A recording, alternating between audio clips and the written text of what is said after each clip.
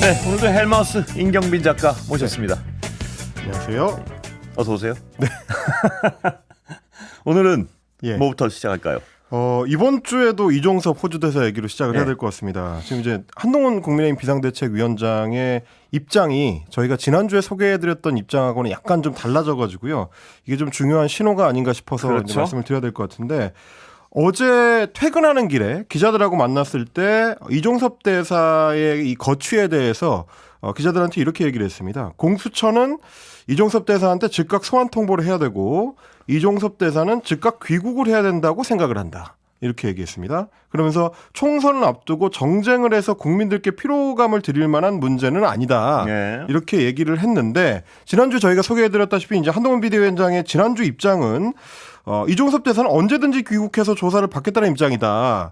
빼돌리기 자체가 말이 안 된다라고 야당한테 이제 반박을 했었고요. 네. 그리고 공수처에서 부르면 그분은 안 들어올 것 같지는 않다. 그러니까 거취 자체에 대해서는 이제 명확한 입장을 밝히진 않았는데, 물론 어저께 저녁에 했었던 말도 거취를 어떻게 해야 된다라는 말은 아닙니다만, 살짝 바뀌었어요. 네, 살짝. 기존에 비해서는 이제 이종섭 대사가 수사에 적극적으로 임해야 되고 이제 가능하면 빨리 귀국을 해야 된다, 이런 쪽으로 이제 바뀐 그러니까 거죠. 살짝 바뀐 게 이 어감으로 보면요. 네, 전에는 나간 거 아무런 문제 없다. 그렇죠. 부르면 안 올 것 같진 않다. 네, 네. 공수처가 부르면 된다. 뭐 이런 네네. 어감이었다면 지금은 살짝 바뀐 어감이 들어와야 된다. 뭐 들어와야 이쪽에, 된다. 들어와야 된다. 빨리 그리고 들어와서 정리해야 된다. 공수처는 빨리 불러야 된다. 네, 뭐 뭐 이런 그런 것 같습니다. 입장으로 예. 이제 어떻게 보면 약간 선회가 된 건데, 네. 총선 표심에 상당히 부정적인 영향을 주고 있다. 특히 수도권 표심을 흔들고 있다라는 게 당내에서 나오고 있기 때문인 것 같습니다. 당내 비판의 목소리가 커지고 있는데, 일단 공동선대위원장 맡고 있는 안철수 후보 같은 경우 이 경기도 성남에 이제 출마를 한 상태인데, 예. 여당 다수의 당선보다는 야당 다수의 당선을 바라는 여론의 일관된 데이터, 이거를 우리가 직시해야 된다. 그러니까 그만큼 선거가 좀 어렵다라는 네. 얘기고요. 이종섭 문제에 있어서도 상당히 좀 적극적인 목소리를 안철수 후보가 계속 내고 있고, 김은혜 전 대통령실 홍보수석, 이분도 지금 성남 분당에 출마를 했는데, 이종섭 대사는 즉시 귀국해서 공수처 조사에 임하기 바란다. 이렇게 얘기를 했습니다. 이건 이제 한동훈 비대위원장하고 이제 결을 같이 하는 그런 목소리인데, 이분이 또 딱 들리더라고요. 왜냐하면 이분이 어떤 대통령실 입장을 가장 적극적으로 옛날에 그렇습니다. 대변하던 분 아니었던가요? 뭐 날리면 뭐 소위 예. 말하는 이제 날리면 브리핑의 주인공이기도 하고. 그랬던데 이분이 그러니까 이 선거가 다가오면 정치인들은 정말 급해지면 네. 대단히 어떤 약간 어떤 공세적이 되는구나 이런 느낌도 나고요. 그렇습니다. 무엇보다도 이제 뭐 본인의 당선이 가장 중요한 네. 현안이니까. 그러니까 현장에서 불안하면 네. 세게 나가는 경향이 있는 것 같아요. 그렇게 예. 되는 겁니다. 저희가 사실 이제 지난주에 이 시간을 통해서도 몇 번 수도권의 후보들이 어떤 목소리를 내는가를 굉장히 중요하게 언급을 해드렸는데, 지금도 이제 마찬가지입니다. 수도권 후보들이 위기감을 느낀다는 거는 중도층의 표심이 빠져나가는 신호를 지금 감지하고 있기 때문이기 때문에, 그렇습니다. 이런 부분들을 아마 이제 한동훈 비대위원장도 어느 정도는 지금 감지하고 또 목소리를 내는 게 아닌가. 왜냐하면 서울 중구 성동갑에 이제 윤희숙 의원도 한동훈 비대위원장이 이렇게 이제 호주 대사 귀국에 대해서 언급한 거는 현장에서 뛰고 있는 우리 같은 선수들 입장에서는 상당히 감사한 일이다, 이렇게 네. 얘기를 했습니다. 그만큼 이제 목소리를 한동훈 비대위원장이 이제 반영하고 있다라는 얘기인 건데, 하지만 대통령실은 이런 목소리를 적극적으로 받아들일 생각이 없어 보입니다. 예. 어제 저녁에도 대통령실 관계자 발로 이런 여당의 요청을 이제 거부하는 그런 입장을 냈었는데, 오늘은 대변인실에서 직접적으로 반대하는 입장을 발표를 했습니다. 이종섭 대사는 공수처의 소환 요청에 언제든 즉각 응할 것이고, 공수처가 조사 준비가 되지 않아서 소환도 안 한 상태에서 재외 공관장이 국내에 들어와서 마냥 대기하는 것은 매우 부적절하다. 그러니까 네. 소환 일정도 안 잡혀 있는데 그냥 바로 귀국해가지고 그냥 기다리라는 얘기냐? 그거는 말이 안 된다. 예. 라는 게 지금 대통령실의 이제 대변인실발 공식 입장인 겁니다. 예. 그러면서 이종섭 전 장관, 국방부 장관의 호주 대사 임명이라는 거는 인도 태평양 지역에서 한미일 호주와의 안보 협력, 그리고 호주에 대한 대규모 방산 수출에 비춰서 적임자를 발탁한 정당한 인사다. 그러니까 여기서도 아까 한동훈 위원장과 약간 어떤 뉘앙스가 완전히 다른 것이 네. 대통령실은 정당한 인사였고 그렇죠. 나간 것도 아무 문제 없었고 그렇습니다. 부르면 들어오면 되고 네. 이게 근데 그 전에 한동훈 위원장의 입장도 거의 비슷했단 말입니다. 그렇습니다. 그런데 이 선거 판세가 현장에 느끼는 어떤 여러 가지 걱정의 목소리가 올라온 것 같습니다. 보니까 네. 그러니까 지금은 빨리 들어오란 쪽에 방점이 둔 게 분명하죠. 여당은 예. 빨리 들어오라는 거고 예. 대통령실은 때 되면 들어온다라는 예. 얘기인 건데 뭐 이거하고 이제 결을 같이 하는 게 KBS하고 이종섭 호주대사가 주말에 이제 인터뷰를 했는데 아, 예. 거기서도 뭐 물론 공수처에서 부르면 들어간다고는 했습니다만 4월에 공관장 회의가 잡혀 있기 때문에 그때 맞춰서 들어가는 쪽으로 조금 더 이제 이 무게를 싣고 이야기를 했거든요. 예. 근데 그 공관장 회의라는 거는 총선이 끝나고 나서 잡혀 있기 때문에 그래서요. 당장 급거 귀국할 생각은 없다라는 뜻으로 읽히는 대목입니다. 총선 치르는 어떤 현장에 있는 후보들 입장에서는 좀 한가한 소리죠. 그렇게 들리면. 그렇게 생각할 수 예. 있는 거죠. 그리고 이제 대통령실 대변인실에서 밝힌 내용에 또 추가로 좀 주목할 만한 부분이 법무부에서만 출국금지 해제 결정을 받은 게 아니라 이종섭 대사 같은 경우는 공수처에서도 출국 허락을 받고 호주로 부임했다. 네. 이 부분을 강조를 했습니다. 이게 대통령실의 입장인데 하지만 공수처가 이 대통령실 입장이 나온 건 오늘 오전 8시 전후한 시간으로 제가 기억을 하는데 한 2시간쯤 있다가 공수처가 별도로 입장을 냈습니다. 예. 이것도 좀 이례적입니다. 예. 대통령실의 어떤 그 입장에 대해서 사실상 반박하는 내용이었는데요. 자기들은 이종섭 대사의 출국을 허락한 적이 없다라는 입장입니다. 정면 반박이네요. 그렇습니다. 예. 언론 공지인데 대통령실 입장 내용 중 일부 사실관계가 다른 부분이 있다라고 지적을 했고요. 공수처는 출국금지 해제 권한이 없다. 해당 사건 관계 그러니까 이제 이종섭 대사입니다. 해당 사건 관계인 조사 과정에서 출국을 허락한 적이 없다라고 강조를 했습니다. 이게 보통 정부 기관끼리 이런 어떤 이견이 있을 때는 오해의 여지가 있어 바로 잡는다니까. 네. 뭐 완곡한 표현을 쓰는데 사실관계가 틀린 점이 있다 이렇게 그냥 확 못 박아버리는 건 이례적입니다. 그렇습니다. 예. 그리고 이제 사실관계를 정정하는 어떤 속도도 사실 그렇습니다. 언론들 입장에서 예. 중요하게 보는 건데 대통령실 입장이 나오고 조금 이따 곧바로 반박을 한 상황이기 때문에 사실상 말싸움을 하는 것처럼 보여지는 거거든요. 그렇습니다. 예. 뭐 기본 입장은 지난주에 공수처에서 밝혔던 입장하고 비슷합니다. 이 해당 사건 관계 그러니까 이종섭 대사가 법무부에 제출한 출국금지 이의 신청에 대해서 법무부에다가 우리 공수처는 유지가 필요하다는 의견을 제출했다. 그러니까 출국 금지를 유지해야 된다는 입장을 이미 제출했다라는 걸 이제 다시 한번 강조를 했습니다. 예. 그러면서 우리는 그걸 허락한 적이 없다는 걸 이제 밝힌 거고요. 그랬더니 대통령실에서 다시 반발을 했습니다. 예. 여기에 이제 재반박이 나온 건데 대통령실 관계자가 이런 얘기를 했습니다. 대통령실에서 입장이 나오자마자 바로 반박 공지를 할 만큼 출국 금지가 간절했으면 지금이라도 당장 이종섭 대사를 소환해서 조사를 하면 될 거 아니냐. 예. 그러니까 뭐 굉장히 좀 불만을 직접 표출한 거고요. 이 대사가 출국 전에 공수처에 자진 출두해서 4시간 동안 조사를 받으면서 추가 조사 날짜가 정해지면 그래서 알려주면 맞춰서 오겠다고 했고 공수처는 조사 기일이 정해지면 통보하겠다고 했다. 예. 그러면 출국을 사실상 허락한 게 아니면 뭐냐라고 이제 공수처에 오히려 이제 되물었습니다. 예. 근데 이제 물론 이거는 뭐 저도 경찰 수사나 뭐 조사나 이런 걸 받아봤습니다만 당연히 첫 번째 조사에서 미진하다 그러면 수사당국 입장에서는 다음에 추가 조사가 있을 수 있으니까 그때 요청을 드리면 출석해 주십시오라고 당연히 말을 하죠. 근데 국외는 못 나갑니다. 그렇게 그게 못 나가게 하기 네. 위해서 출국 금지 걸어 놓겠죠. 그렇습니다. 예. 출국 금지가 돼 있는 경우에는 그런 안내도 할 네. 거고요. 예. 그리고 이제 별도로 출국을 하셔도 됩니다를 얘기하지 않을 것 같으면 이게 출국을 허락했다고 해석해도 되는 거냐? 그거는 좀 논란이 있을 것 같습니다. 논란이 아니고 공수처가 직접 밝힌 거니까요. 허락한 적 없다고 이거는. 그렇습니다. 본인들이. 예. 그리고 이제 대통령실의 또 다른 관계자는 이런 얘기도 했는데 공수처가 수사는 안 하면서 출국 금지만 연장시키는 것 자체가 부적절하다. 그러니까 공수처의 조치가 잘못됐다는 거고 공수처가 공정한 법 집행을 내팽개치고 야당의 선거대책위원회로 전락했다는 지적을 직시해야 한다.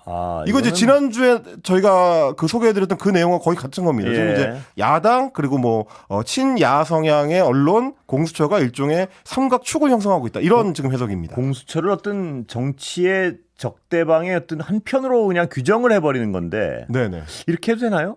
국가기관이? 예. 그러니까 좀 문제가 있죠. 사실은 네. 이제 검찰하고 공수처를 분리해서 수사권을 줬을 때는 이 고위 공직자들에 대해서 이제 견제 역할을 하라고 이제 권한을 줬던 거기 때문에 예. 필요한 수사가 있으면 하는 거고요. 뭐 아시다시피 지금 이제 공수처장은 꽤 여러 달에 걸쳐서 공석 상태입니다. 대통령실에서 아직 지금 임명을 하지 않고 있고 추천위원회도 약간 지금 가동을 멈춰 있는 상태이기 때문에 수장이 없는 상태에서 이제 필요한 어떤 중요한 수사를 진행하는 데 있어서 좀 어려움이 있다는 얘기도 있기 때문에 여러 가지 사정을 어려움은 감안해야 될 분명히 것 같습니다. 있겠죠 그쪽에서는. 그런데 네. 제가 어떤 약간 놀라운 것은 국가기관이 국가기관을 평가하면서 어떤 저쪽에 붙어 있다 뭐 이런 식으로 어떤 해석을 하는 게 이게 과연 바람직한지 한번 하나는. 그렇습니다. 그 다음에 또 이렇게 해서 되는 건지 잘 헷갈리는데요. 그러니까 자칫하면 뭐 수사기관의 어떤 수사 중립성을 침해한다는 또 오해를 부를 수가 있기 때문에 예. 대통령실 관계자들도 이제 발언을 할 때는 조금 조심할 필요는 있겠습니다. 예, 그렇습니다. 이게 그러니까 어떤 정치인이 수사기관을 평가하면서 왜곡된 수사하거나 편파를 하고 있다면서 그 수사기관을 비난하는 건 또 의례적으로 있는 일이긴 예, 예. 하지만 이건 대통령실이나 어떤 국가기관이 국가기관을 평가하면서 그렇죠. 상대 정치 진영에 있는 듯이 평가하는 건 문제가 있는 것 같은데요. 같은 행정부 소속이기도 예, 하고요. 그렇습니다. 예. 그러면 이제 여기에 대해서 한동훈 비대위원장의 입장은 뭘까? 그게 이제 궁금한 예. 건데 오늘은 기자들이 직접적으로 질문할 기회가 없었습니다. 왜냐하면 이제 한동훈 비대위원장이 오늘부터 출근길 문답을 중단하기로 했기 때문인데 한동훈 위원장이 오늘 이제 출근을 하면서 기자들한테 이제 지나가면서 이런 얘기를 했습니다. 선대위를 하기 전에 말씀을 드리는 거는 주객전도가 될 수 있기 때문에 질의응답은 오늘 하지 않겠다라고 이야기를 했고요.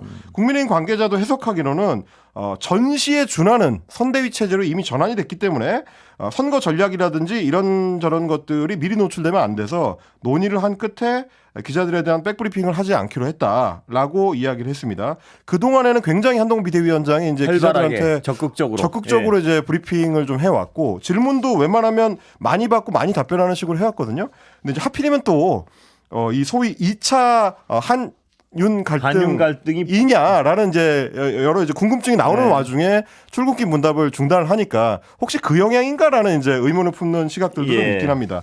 다만 조금 다른 시각을 좀 제시를 해드리려고 하는데 이준석 계약신당 대표 같은 경우는 이거 지금 방향이 잘못됐다. 라는 지적을 하고 있습니다. 한동훈 비대위원장과 뭐 안철수 선대위원장, 나경원 선대위원장 이런 분들이 마치 이종섭 대사가 귀국만 하면 이 문제가 해결되는 것처럼 약속 대련을 시도하고 있다. 이렇게 지금 해석을 하고 있습니다. 그런데 이제 국민들은 속으면 안 된다는 건데 진정성 있게 문제를 제기하려면 여당이 대통령의 사과와 특검 수용을 종용해야 된다. 그러니까 문제의 근본적인 해법을 찾아야 되는 거지. 들어오느냐 안 들어오냐 해가지고. 그렇죠. 그건 중요한 문제가 아니다. 이런 지적인 겁니다. 예. 근데 이거 말고도 황상무 수석 관련해서도 약간 긴장감이 있죠? 그렇습니다. 지금 여권에서는 이제 두 가지 돌발 변수 때문에 지금 어려움을 겪고 있다고 보는데 나머지 하나가 황상무 시민사회 수석의 사퇴 문제입니다. 소위 이제 기자 회칼 테러 사건을 MBC 기자들을 지목해가지고 언급을 해서 협박 논란이 있었던 황상무 시민사회 수석에 대해서 한동훈 비대위원장이 이제 어저께 퇴근길 문답을 할 때 황 수석에 대해서도 이야기를 했습니다. 국민 눈높이에 맞지 않는 발언이었고 황 수석 본인 스스로 거취를 결정을 해야 된다. 근데 스스로 거취 결정이 필요하다라는 얘기는 정치권에서는 자진 사퇴하라라는 사퇴 압박이죠, 사실상. 같은 얘기이기 때문에 오늘도 이제 비슷한 결의 발언들이 여권 정치인들한테서 나왔습니다. 김경률 비대위원 CBS 라디오에 출연을 했는데 황상무 수석 이분은 공직자로서 자세가 돼 있지 않다. 본인 스스로 오늘이라도 당장 사퇴하는 게 올바른 길이다. 이렇게 굉장히 좀 강력하게 요구를 했고 나경원 후보 같은 경우도 MC 라디오에 출연해가지고 한동훈 위원장이 말을 했으니까 본인이 알아서 정리할 거는 정리해야 된다. 이거 역시 마찬가지로 자진 사퇴를 요구를 한 거고요. 심지어 경기 하남 갑에 출마한 친윤계 핵심 인물 중에 한 명으로 꼽히는 이용 의원, 용산하고 이제 거의 코드를 맞추는 인사다. 이렇게 평가를 받는 분인데 이용 후보 같은 경우도 오늘 SBS 라디오에 출연해가지고 본인이 사과하기는 했는데 한동훈 비대위원장이 거취 스스로 결정해야 된다고 했으니까 황 수석도 생각해볼 필요성이 있을 것 같다. 완곡한 어법이긴 하지만 사실상 이제 한동훈 비대위원장의 편을 든 거고요. 그렇다는 얘기는 저 이용 의원조차도 용산의 의지와는 별개로 아까는 사퇴해야 된다는 입장인 김은혜 후보조차도더니 여기는 이용 후보조차도군요. 그래서 이제 출마지를 봐야 됩니다. 경기도 하남 갑이면 수도권의 대표적인 격전지를 꼽히는 곳이기 때문에 후보 입장에서는 속이 타는 거죠 지금. 자, 근데 대통령실은 이 맨 처음에는 꼭 황상무 수석 뭐 자진 사퇴할 것 같은 얘기가 흘러나오다가 기류가 또 바뀐 것 같아요. 처음에는 이제 사퇴론에 굉장히 단호하게 선을 그었고요. 그리고 이제 오늘 아침에 나온 대통령실 공식 입장도 그거와 괴를 같이 합니다. 과거 정권들처럼 뭐 정보기관을 동원해서 언론인을 사찰하거나 국세청을 동원해서 언론사 세무 사찰을 벌인 적도 없다. 우리는 그럴 의사나 시스템도 없다. 언론의 자유와 언론기관의 책임을 철저하게 존중하는 게 윤석열 정부의 국정 철학이다. 이렇게 강조했습니다. 그러니까 우리는 그런 식의 압박을 하지 않는다라는 거라서 황상무 수석에 대해서 직접적으로 언급하지는 않았습니다만 거취 표명에 대한 얘기가 아예 없었고요. 그리고 우리는 그런 압박을 하지 않는다는 입장이기 때문에 거취하고는 이제 선을 그은 걸로 보였는데 오늘 이제 오후에 문화일보에서 대통령실 내부의 일부 목소리를 전했습니다. 금명간에, 그러니까 조만간에 사퇴가 불가피하다라는 기류가 읽힌다. 뭐 이런 기사였는데 여기에 대해서 곧바로 역시 마찬가지로 대통령실에서 선을 긋고 나섰습니다. 문화일보가 오늘 이제 일면에 이 기사를 실었었는데 대통령실 인사 관련된 이 기사는 사실과 다르다. 완전히 못을 박았군요. 그렇습니다. 그러니까 황상무 수석은 지금 뭐 자진 사퇴와 관련해서 자진 사퇴는 없다는 선언 같은데요. 거의? 진행되는 일이 없다라는 얘기인 거고. 그러면 이것도 역시 마찬가지로 한동훈 비대위원장 혹은 여권하고 그렇습니다. 용산 대통령실이 명확하게 지금 입장이 갈려 있다. 말 만들기 좋아하는 분들은 윤한 2차 대전, 2차 갈등 이 얘기를 하는데 근데 그동안 이렇게 보면 대전이라고 하기엔 너무 보잘것없이 한동훈 위원장이 무릎을 꿇었어요. 보면 뭐냐면 디올 때도 디올백 때요. 국민 눈높이에 생각할 문제다. 국민 눈높이에서 걱정할 만한 부분이 있다. 이랬는데 나중에 대통령에게 90도 절하고 끝났잖아요. 아무런 조치 없이. 그렇습니다. 그리고 도태우 후보 때도 국민 눈높이에 맞게 재검토할 때라는데 공관위에서 검토해 보니까 아무 뭐 문제 없다. 그대로 가기로 했다가 나중에 다시 또 여론이 안 좋으니까 했지만 한동훈 위원장 제안할 때 끝났고 요번에도 만약 한동훈 위원장이 그냥 주저앉는다면 한동훈 위원장 한계론이 더 부각될 것 같은 느낌입니다. 사실 이제 오늘 아침부터 계속 뭐 여러 비평가들이 얘기를 하고 있습니다만 한동훈 비대위원장이 용산하고 선을 그을 때도 보시면 굉장히 완곡한 화법을 구사하거든요. 어떻게 결과가 나올지 한번 지켜봐야겠네요. 지금 봐야 될 민주당 얘기 좀 다뤄야 될 것 같습니다. 노무현 전 대통령 비하 칼럼으로 논란이 된 안산 갑 지역구의 양문석 후보에 대해서 일단 이재명 대표가 계속 안고 가는 쪽으로 이 목소리를 내고 있습니다.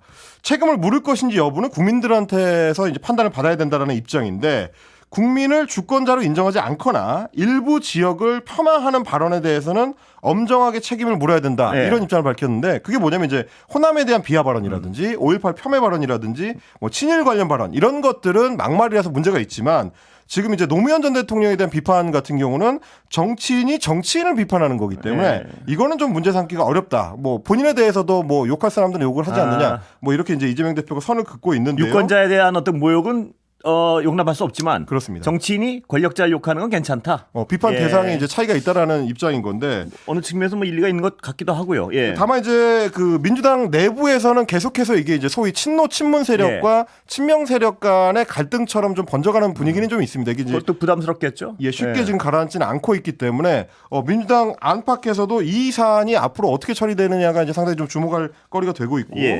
그리고 이제 박용진 의원이 지금 현역으로 있는 강북구 을 같은 경우에 최종적으로는 지난번에 이제 정봉주 후보가 이제 낙마하면서요. 공천 취소가 됐기 때문에 이 전당원 투표 방식으로 후보를 뽑기로 했는데 박용진 의원하고 조수진 변호사 이분은 이제 그 유튜브 채널 알릴레오에서 이제 활동하고 있는 분인데요.